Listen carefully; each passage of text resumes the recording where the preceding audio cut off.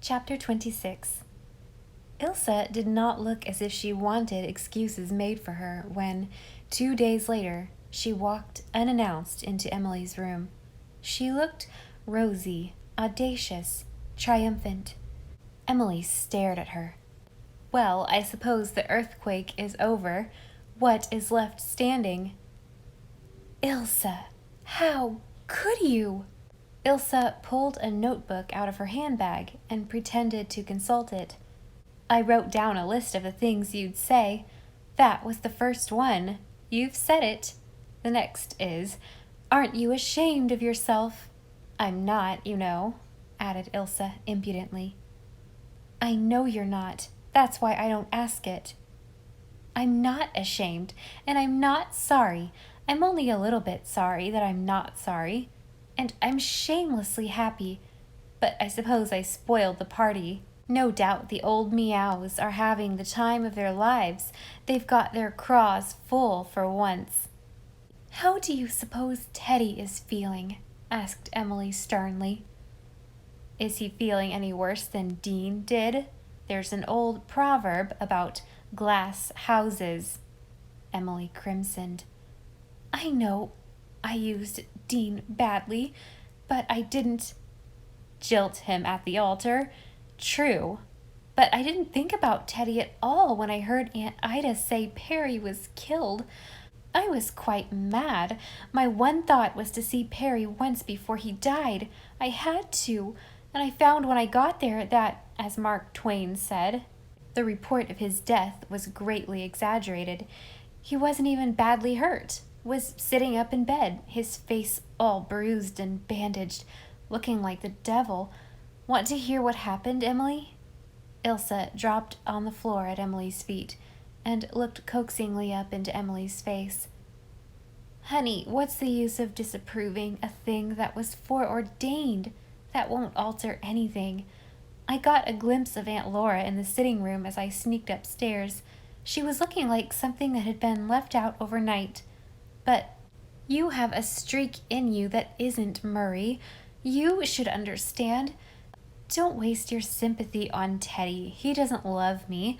I've always known it. It's only his conceit that will suffer. Here, give him his sapphire for me, will you?" Ilse saw something in Emily's face she didn't like. "It can go to join Dean's emerald."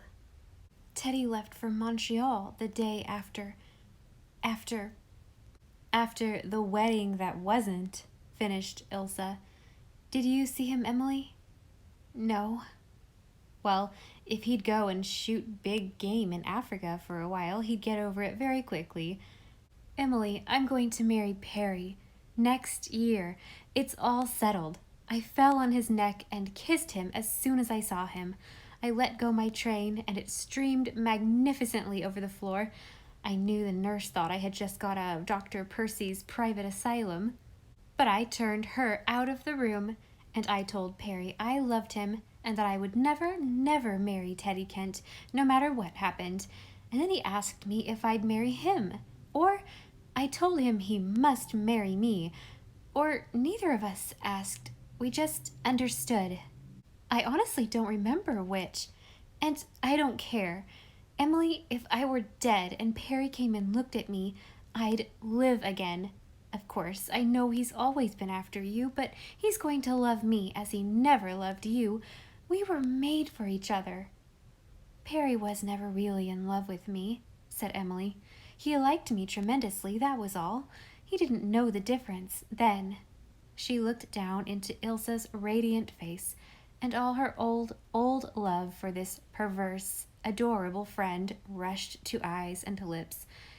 "Dearest, I hope you'll be happy. Always." "How blessedly Victorian that sounds," said Ilse contentedly. "Oh, I can be quiet now, Emily.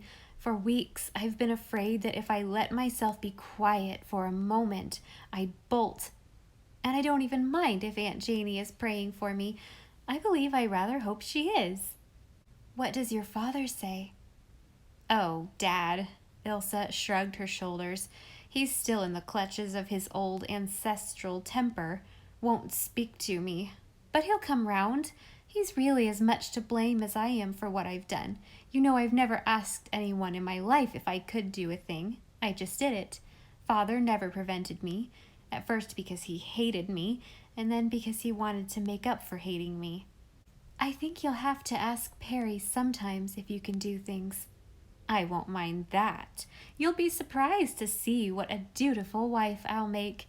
Of course, I'm going right away, back to work, and in a year's time people will have forgotten, and Perry and I will be married quietly somewhere.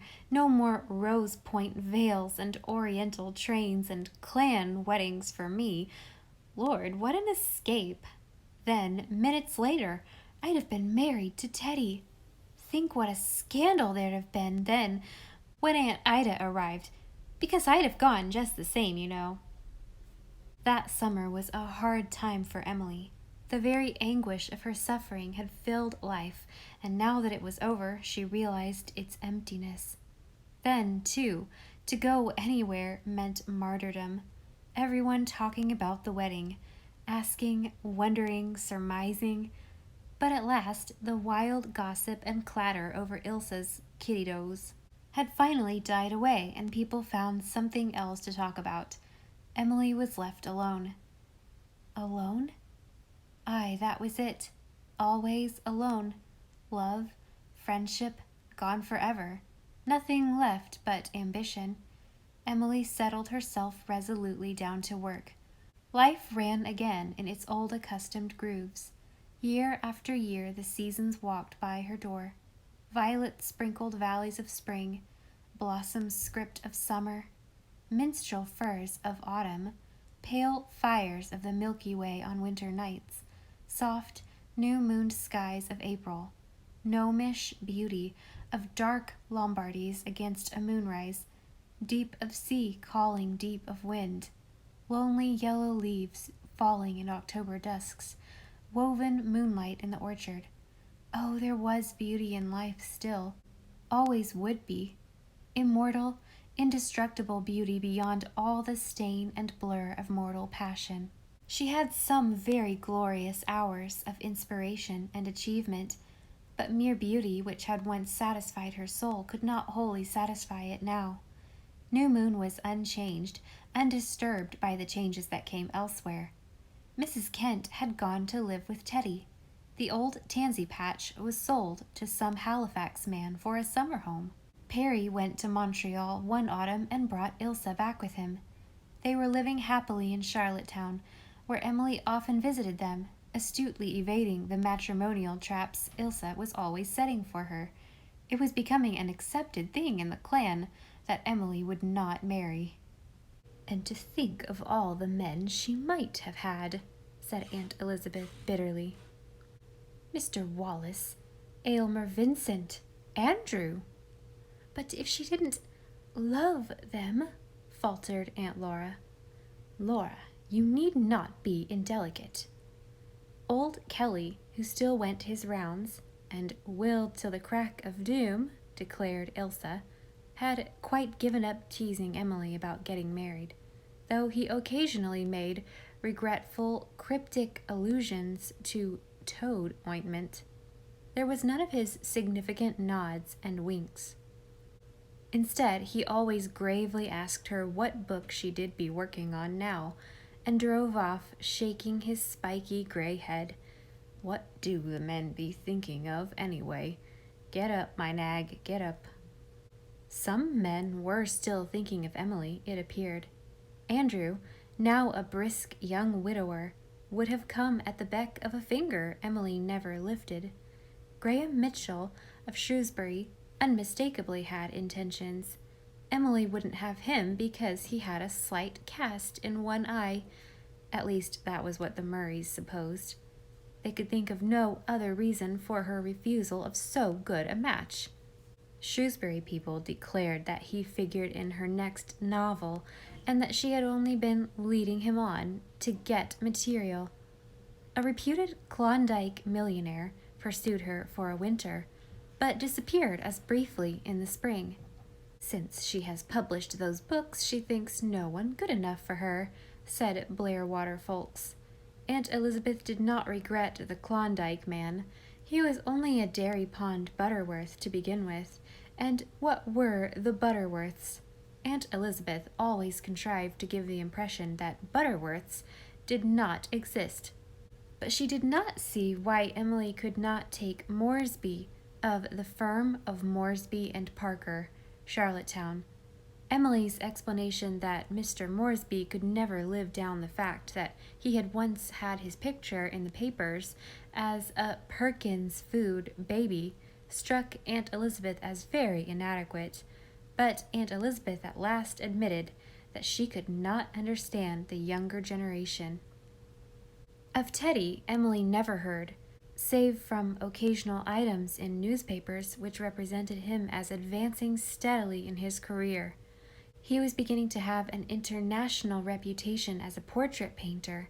The old days of magazine illustrations were gone, and Emily was never now confronted with her own face, or her own smile, or her own eyes, looking out at her from some casual page. One winter, Mrs. Kent died. Before her death, she sent Emily a brief note, the only word Emily had ever had from her. "I am dying.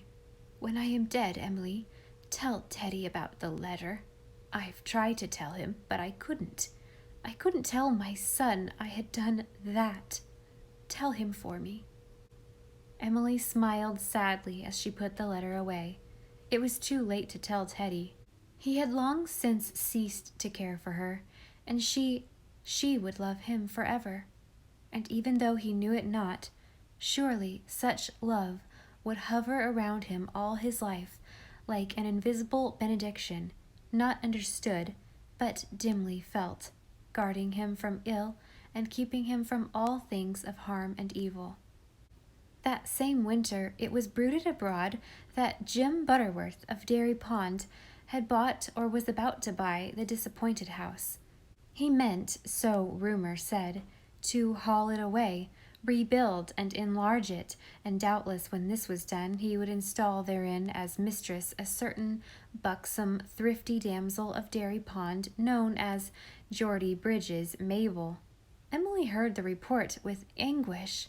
She slipped out that evening in the chill spring dusk and went up the dim, overgrown path over the spruce hill to the front gate of the little house like an unquiet ghost. Surely it couldn't be true that Dean had sold it. The house belonged to the hill. One couldn't imagine the hill without it. Once Emily had got Aunt Laura to see about bringing her own belongings from it, all but the gazing ball. She could not bear to see that. It must be still hanging there, reflecting in its silver gloom by the dim light that fell through the slits of the shutters, the living room just as it was when she and Dean had parted. Rumor said Dean had taken nothing from it. All he had put in it was still there. The little house must be very cold.